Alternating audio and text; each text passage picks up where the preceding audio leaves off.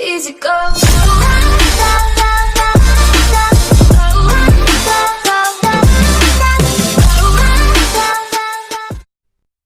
तो चलिए स्टार्ट करते हैं। तो द वैदिक एज का फर्स्ट पार्ट हमने पढ़ चुका है, तो हम पार्ट 2 पढ़ेंगे जिसमें होगा वेदा, ब्राह्मणा, आरण्यक और उपनिषद। और जो पार्ट 3 जो लास्ट वीडियो होगा उसमें हम लोग वैदिक लिटरेचर यानी स्मृति पढ़ेंगे और कुछ क्वेश्चंस बनाएंगे। लेकिन इस चैप्टर में हम लोग सिर्फ वैदिक लिटरेचर का पार्ट 1 यानी श्रुति पढ़ेंगे। तो जैसे मैंने आपको बताया कि वैदिक लिटरेचर को 2 पार्ट्स में बांटा जा सकता है। पहला पार्ट को हम लोग श्रुति बोलते हैं और जो सेकंड पार्ट है उसे स्मृति बोलते हैं। तो उन दोनों वर्ड्स का मैं मीनिंग बता देता हूँ। श्रुति का मतलब होता है हर्ड यानी सुना हुआ, और स्मृति का मतलब होता है कि मेमोराइज्ड यानी याद किया हुआ। तो ये दोनों में बेसिक डिफरेंस क्या है मैं आपको बता देता हूँ। जितने भी वैदिक टेक्स्ट हैं, जैसे चाहे वो वेद हो, उपनिषद हो या वेदांगा हो, या जितने एपिक्स हो, महाभारत, रामायण, या फिर जितने भी स्मृति, ये जितने भी टेक्स्ट हैं इनको हम 2 हिस्सों में डिवाइड कर सकते हैं। जो पहला हिस्सा जिसे श्रुति कहा जाता है, ये माना जाता है कि ये डिवाइन ओरिजिन है, मतलब कि ये भगवान से, इसे किसी ह्यूमन ने नहीं लिखा है बल्कि इसे भगवान ने लिखा है और भगवान ने सुनाया है, इसलिए ये सिर्फ सुना हुआ है, इट्स हर्ड। ठीक है, तो इसे डिवाइन ओरिजिन माना जाता है और ये धीरे धीरे आगे बढ़ते आया है इन जनरेशन। इसका मतलब ये होता है कि एक जनरेशन दूसरे जनरेशन को ये बात पढ़ाते आ रहे थे। तो ये होता है श्रुति का मीनिंग। और जो स्मृति होता है वो होता है of a human origin. Example मैं आपको बताता हूँ मनुस्मृति, जिसे किंग मनु ने लिखा था, ये बहुत इंपॉर्टेंट है। अब देखिए नेक्स्ट मैं आपको बताता हूँ जितने भी श्रुति है वो मैं बता देता हूँ। जो जितने भी वेद है, वेद, उपनिषद, इसके अलावा ब्राह्मणा और आरण्यक, ये 4 जो टाइप्स ऑफ बुक्स हैं, 4 बुक नहीं, 4 टाइप्स ऑफ बुक, ये चारों श्रुति में आता है। और स्मृति में क्या आता है, जितने भी ऑल अदर वैदिक टेक्स्ट हैं वो सारे आते हैं स्मृति में। तो इस वीडियो में हम लोग सिर्फ श्रुति पढ़ेंगे, यानी जितने भी वेद हैं, उपनिषद, ब्राह्मणा और आरण्यक, इनके बारे में हम पढ़ेंगे। तो चलिए हम लोग पहले स्टार्ट करते हैं। पहले एग्जांपल मैं दे दूं कुछ स्मृति का भी, जैसे वेदांगा मैंने बताया और इसके अलावा मनुस्मृति मैंने बताया। इसके अलावा सूत्र होते हैं, बहुत सारे अदर वैदिक टेक्स्ट भी होते हैं जिनका ह्यूमन ओरिजिन है। जैसे वेद व्यास और वाल्मीकि जी ने रामायण और महाभारत लिखा था, तो वो ह्यूमन ओरिजिन हुआ, तो वो स्मृति हुआ। ठीक है, तो अब हम लोग इस चैप्टर में श्रुति पढ़ने वाले हैं। तो फर्स्ट हम लोग पढ़ते हैं वेदास के बारे में। तो जितने भी वेदास है मैंने आपको बताया वो क्या है, श्रुति है। तो जितने भी वेद होते हैं उनका उपवेद भी होता है, यानी एक उपवेद जरूर होता है हर वेदा का, तो आपको वो भी याद रखना है। तो सबसे पहले मैं आपको फर्स्ट बुक लिखा गया है, जो ओल्डेस्ट बुक है ऋग्वेदा, उसके बारे में बताता हूँ। तो ऋग्वेदा को oldest book of human origin of human history बोला जाता है। क्यों? क्योंकि ये सबसे पुराना बुक है जो कि नोटेबल है, जो लिखा गया है, और इसमें टोटल 1028 हाइम्स है। तो ऋग्वेदा का मतलब ही होता है बुक ऑफ हाइम्स। तो इसमें टोटल कितने बुक हाइम्स आपको याद रखने हैं, 1028। और ये जितने भी हाइम्स है वो डिवाइडेड है मंडल्स में, और ये टोटल 10 मंडल्स में डिवाइडेड है।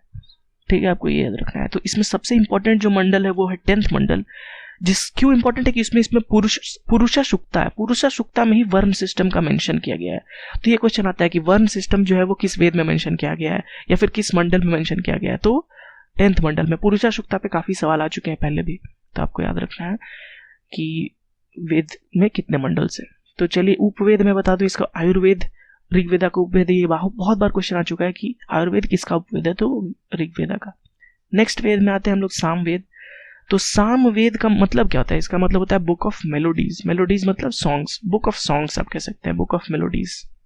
ठीक है, सामवेद ये बहुत ही इंपॉर्टेंट इसलिए है क्योंकि जो ध्रुपद राग है, जो सबसे ओल्डेस्ट राग माना जाता है ध्रुपद राग, वो इसी से सामवेद से ही आया, उसका ओरिजिन सामवेद से ही है। तो ध्रुपद राग आपको याद रखना है। तो आपको ये भी याद रखना है कि ये जो ध्रुपद राग है ये कौन गाते थे, तो ध्रुपद राग जो उद्गात्री के प्रीस्ट से, यानी उद्गात्री जो सेंट्स थे वो गाते थे, आपको ये याद रखना है। ठीक है, और मैं आपको उपवेद बता दूं, जो उपवेद है वो इसका गंधर्व वेद, ये आपको याद रखना है कि पूछ सकता है गंधर्व वेद किसका उपवेद है, या सामवेद, या फिर सामवेद का उपवेद कौन है। तो नेक्स्ट हम लोग आते हैं अथर्ववेद में।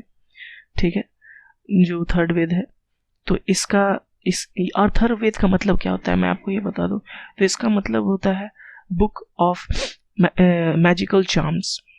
तो ये होता है अथर्ववेद का मतलब। तो बुक ऑफ मैजिकल चार्म्स मतलब इसमें जितने भी कुछ गोल्ड स्मिथी, ब्लैक स्मिथी, ये सब के बारे में मेंशन है। इसके अलावा बहुत सारे मैजिकल चार्म्स या फिर मंत्र जो उस ज़माने में यूज़ होते थे उनके बारे में लिखा हुआ है। तो अथर्ववेद आपको याद रखना है। और इसका उपवेद के बारे में 2 अलग अलग बुक्स में 2 अलग अलग उपवेद के बारे में लिखा है, मैंने पढ़ा है। तो आप दोनों याद कर लीजिए, जो भी क्वेश्चन में आएगा वो आप उस हिसाब से लिखिएगा। तो सबसे पहला जो उपवेद है वो है अर्थवेद, जिसे बुक ऑफ वेल्थ कहा जाता है। और जो दूसरा उपवेद है वो है शिल्पवेद, यानी बुक ऑफ स्कल्पचर जिसे कहा जाता है, शिल्पकारी आप जानते हैं, तो शिल्पवेद। और अर्थवेद यानी बुक ऑफ वेल्थ। तो ये 2 उपवेद आपको याद रखने हैं रिलेटेड टू अथर्ववेद। तो अब मैं आपको बता दूं जो लास्ट वेद है यानी यजुर्वेद, उसके बारे में। तो यजुर्वेद के बारे में आपको याद रखना है कि इसका मतलब क्या होता है। इसका मतलब होता है बुक ऑफ सैक्रिफाइसेस, ये आपको याद रखना है, ठीक है। इसके अलावा एक और चीज़ आपको याद रखनी है, बहुत इंपॉर्टेंट चीज़ है कि यही एक ऐसा वेद है जो कि 2 पार्ट्स में डिवाइडेड है, प्रोज और पोएट्री। बाकी जितने भी तीनों वेद्स हैं वो सिर्फ पोएट्री फॉर्म में यानी सिर्फ हाइम्स के फॉर्म में है। लेकिन ये जो यजुर्वेद है ये 2 पार्ट में डिवाइडेड। इसमें कुछ पार्ट प्रोज भी है यानी ऐसे के रूप में लिखा हुआ है, ठीक है, और कुछ पार्ट पोएट्री भी यानी पोएम यानी हाइम्स के फॉर्म में भी लिखा हुआ है। ये आपको याद रखना है, यजुर्वेद ही ऐसा है। तो जो हाइम्स के फॉर्म में लिखा हुआ है यानी पोएट्री है उसे हम लोग कहते हैं शुक्ल यानी वाइट यजुर्वेद। और जो कि ब्लैक यजुर्वेद होता है यानी जो प्रोज के फॉर्म में रहता है उसे हम लोग ब्लैक यजुर्वेद कहते हैं यानी कृष्ण यजुर्वेद। तो 2 पार्ट्स में डिवाइडेड, आपको ये याद रखना है। अगर आपको स्क्रीन पे नहीं दिख रहा है तो चिंता ना करें, मैं आपको स्क्रीनशॉट एक दे देता हूँ अभी थोड़ी देर में। उससे पहले मैं बता दूं कि धनुर्वेद जो है इसका उपवेद है, आपको याद रखना है। तो धनुर्वेद आपको पता ही है इसका मतलब क्या होता है, बुक ऑफ वॉरफेयर, जी बिल्कुल। और ये आयुर्वेद मैं आपको बता दूं, मैं बताने भूल चुका था, तो ये बता देता हूँ कि medicine, book of medicine Ayurveda होता है, ये मैक्सिमम लोगों को पता ही होगा। और गंधर्ववेद क्या होता है, book of art and architecture, ठीक है, आर्ट एंड म्यूजिक, ठीक है। तो ये गंधर्ववेद होता है। तो आप ये स्क्रीनशॉट देख सकते हैं, आप ये स्क्रीनशॉट को बिल्कुल ही अपने दिमाग में याद कर लीजिए क्योंकि ये बहुत इंपॉर्टेंट है जितने भी इसमें पॉइंट्स लिखे हुए हैं। तो वेद्स कंप्लीट हो चुका है। हम लोग नेक्स्ट श्रुति में आते हैं जो है ब्राह्मणा। तो ब्राह्मणास क्या है, ब्राह्मणास कुछ नहीं है, जितने भी वेद्स थे वो हाइम्स के फॉर्म में मैक्सिमम थे। तो उनका प्रोज कमेंट्री यानी उनको समझाकर एक प्रोज के फॉर्म में लिखा गया, एक ऐसे के फॉर्म में लिखा गया है, तो उसी को ब्राह्मणा कहते हैं, ठीक है। तो इसको अगर एक लाइन में कहा जाए ब्राह्मणा क्या है, तो prose commentaries of the Vedas, ठीक है। तो यानी वेदा का ही ये एक प्रोज कमेंट्री है। और आपको ब्राह्मणा के बारे में आपको ज़्यादा ब्राह्मणा याद नहीं रखना है, लेकिन मैं आपको बता दूं कि हर एक वेद के कई ब्राह्मणा होते थे। मतलब क्योंकि एक वेद काफ़ी बड़ा होता है तो उसको एक्सप्लेनेशन करने के लिए काफ़ी ब्राह्मणा रहते थे। लेकिन आपको सारे ब्राह्मणा याद नहीं करने, आपको सिर्फ 2 इंपॉर्टेंट ब्राह्मणा याद करने हैं। और दोनों जो ब्राह्मणा है इंपॉर्टेंट वो यजुर्वेद से रिलेटेड है, आपको याद रखना है। तो यजुर्वेद के जो पहला वो ब्राह्मणा है वो है तैत्तरीय ब्राह्मणा, आपको याद रखना है, तैत्तरीय ब्राह्मणा। और जो तैत्तरीय ब्राह्मणा है ये इंपॉर्टेंट क्यों है, क्योंकि ये सबसे ओल्डेस्ट भी है ब्राह्मणा और ये सबसे लार्जेस्ट भी है ब्राह्मणा है। तो यही जो तैत्तरीय ब्राह्मणा है ये ओल्डेस्ट लार्जेस्ट ब्राह्मणा है, आपको ये याद रखना है। और ये किस वेद का है, ब्राह्मणा यजुर्वेद। मैंने आपको बताया कि हर वेद के कई ब्राह्मणा होते हैं, लेकिन आपको जो इंपॉर्टेंट 2 याद रखने हैं वो यजुर्वेद के याद रखना है। तो सेकंड जो इंपॉर्टेंट है वो है शतपथा। तो शतपथा इंपॉर्टेंट क्यों है, क्योंकि ये जो बुक ये ब्राह्मणा है वो 100 पाथ्स का ब्राह्मणा है आपको, तो ये आपको ये भी याद रखना है। शतपथा यानी 100 पाथ्स, शत मतलब 100, पाथ्स मतलब आप जानते हैं पाथ्स, तो 100 पाथ्स। तो आप यजुर्वेद हो गया, आपका ब्राह्मणा हो गया। तो आप नेक्स्ट आते हैं आरण्यकास पे। ये 3rd टाइप ऑफ जो होता है श्रुति है, तो इसे हम लोग फॉरेस्ट बुक्स भी कहते हैं। इसे फॉरेस्ट बुक्स क्यों कहते हैं, क्योंकि आरण्यकास जो होता है वो फॉरेस्ट सेजेस द्वारा लिखा रहता था। जो योगी होते थे, जो जंगल ये डीप फॉरेस्ट में जाके तपस्या करते थे, तो उनके द्वारा ये आरण्यकास लिखे जाते थे। तो ये भी एक तरह से एक्सप्लेनेशन ऑफ वेदास ही रहते थे, लेकिन ये लिखे जाते थे ये फॉरेस्ट सेजेस द्वारा। तो इसलिए इन्हें कंक्लूडिंग पार्ट ऑफ ब्राह्मणास भी कहा जाता है, ठीक है, क्योंकि ये भी एक्सप्लेनेशन ऑफ वेदास ही रहते थे, ठीक है। तो आपको याद रखना है कि फॉरेस्ट बुक्स कहा जाता था आरण्यकास को, ठीक है, और फॉरेस्ट सेजेस द्वारा लिखा गया था, और इन्हें ही कंक्लूडिंग पार्ट्स ऑफ ब्राह्मणा कहा जाता था, ठीक है। अब आते हैं जो 4th और लास्ट है उपनिषद। ये सबसे लास्ट में लिखा गया है, आपको याद रखना है। सबसे पहले वेदास लिखा गया, फिर ब्राह्मणा, फिर आरण्यकास, और लास्ट में सबसे उपनिषद लिखा गया है, ठीक है। तो उपनिषद के बारे में आपको कुछ फैक्ट्स बता दूं। तो सबसे पहले टोटल नंबर ऑफ उपनिषद आपको याद रखना है 108 याद रखना है। और आपको याद होगा ये वेद कितने थे टोटल, ये ऋग्वेद में हाइम्स कितने थे 1028, यहाँ 108 है उपनिषद से, आपको ये डिफरेंस याद रखना है, ठीक है, कंफ्यूज मत होइएगा।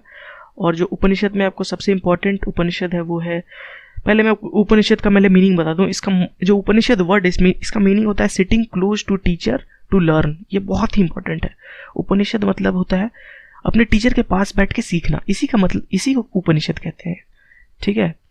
तो आपको याद रखना है कि ये इसका मतलब क्या होता है, टोटल कितने उपनिषद है, और ये कब लिखा गया था, करीब 800 से 500 BC के बीच में। और वो कुछ इंपॉर्टेंट उपनिषद याद रखने हैं, जैसे कि 2 इंपॉर्टेंट मैं आपको बता देता हूँ। पहला उपनिषद है मुंडका उपनिषद। ये बहुत ही इंपॉर्टेंट उपनिषद इसलिए है क्योंकि सत्यमेव जयते जो वर्ड है, सत्यमेव जयते जो टर्म है, ये लिया गया है मुंडका उपनिषद से। आपको ये याद रखना है बिल्कुल ही, बहुत बार क्वेश्चन आ चुका है ये सत्यमेव जयते कहाँ से लिया गया है, तो मुंडका उपनिषद। इसके अलावा एक और है बृहदनायका उपनिषद। तो बृहदनायका उपनिषद ये जो है इसमें से भी एक लिया गया है और वो है तमसो मा ज्योतिर्गमय। तो अगर आपसे पूछे तमसो मा ज्योतिर्गमय कहाँ से लिया गया है ये टर्म, तो ये बृहदनायका उपनिषद से। तो ये 2 उपनिषद आपको याद रखना है। तो आप देख सकते हैं इसके साथ हम लोग ने श्रुति सारा कंप्लीट कर लिया है, जितने भी वेद्स थे वो पढ़ लिए। इसके अलावा ब्राह्मणा पढ़ लिया, 2 इंपॉर्टेंट ब्राह्मणा भी देख लिया, आरण्यका क्या होता है देख लिया, और उपनिषद भी पढ़ लिया। उपनिषद कितने होते हैं, उसका मीनिंग क्या होता है, और कौन 2 इंपॉर्टेंट है। तो चलिए एक बार चैप्टर कैप्सूल एक बार जल्दी से पढ़ लेते हैं। तो वैदिक टेक्स्ट 2 टाइप के होते हैं, श्रुति और स्मृति। श्रुति मतलब हर्ड, स्मृति मतलब मेमोराइज्ड। श्रुति टोटल 4 प्रकार के होते हैं, वेदास, ब्राह्मणास, आरण्यकास और उपनिषद। तो वेद के बारे में बता दो, ऋग्वेद जो होता है उसका मतलब होता है बुक ऑफ हाइम्स, और इसमें टोटल 1028 हाइम्स है। ये लार्जेस्ट वेद है और लार्जेस्ट बुक भी है, ठीक है, ओल्डेस्ट बुक भी है। तो सामवेदा के बारे में बता दो, ये बुक ऑफ मेलोडीज होता है, और ध्रुपद राग का ओरिजिन यहीं से हुआ था। यजुर्वेद के बारे में बता दो कि ये बुक ऑफ सैक्रिफाइसेस होता है, और ये शुक्ल, ये 2 पार्ट में डिवाइड होता है, शुक्ल व्हाइट और कृष्ण ब्लैक, जो कि पोएट्री और प्रोज फॉर्म में होते हैं। लास्ट जो है अथर्ववेद, ये क्या होता है, बुक ऑफ मैजिकल चार्म्स। इसमें ब्लैक स्मिथ और गोल्ड स्मिथ के बारे में मेंशन किया गया है। वेद कंप्लीट होने के बाद मैं आपको बता दूं कि ब्राह्मणास जो होते हैं वो क्या होते हैं, प्रोज कमेंट्री ऑन यही वेद के बारे में कमेंट्रीज रहते हैं। और इसमें आपको 2 इंपॉर्टेंट जो है वो दोनों यजुर्वेद से है, जो कि 73 या ब्राह्मणा है, जो कि ओल्डेस्ट और लार्जेस्ट है। इसके अलावा शतपथा है जिसमें 100 पाथ्स के बारे में मेंशन किया गया है, द ब्राह्मणा ऑफ 100 पाथ्स, ठीक है। आरण्यकास आपको पता है फॉरेस्ट बुक्स कहा जाता है इन्हें, और लिखा हुआ है फॉरेस्ट सेजेस के द्वारा, और ये कंक्लूडिंग पार्ट ऑफ ब्राह्मणास है। उपनिषद जो है वो क्या होता है, इसका मतलब होता है sitting close to the teacher and learning, और टोटल 108 है। और आपको 2 इंपॉर्टेंट बताइए, मुंडका और बृहदनायका, जिसमें सत्यमेव जयते और तमसो मा ज्योतिर्गमय के बारे में लिखा हुआ है। तो इसी के साथ हमारा चैप्टर कंप्लीट होता है, स्मृति जो चैप्टर था वो कंप्लीट होता है। तो वैदिक का 3rd पार्ट देखना ना ज़रूर देखिएगा, और हमारे चैनल को सब्सक्राइब करिए यहाँ पे क्लिक करके। Thank you for watching the video and good bye.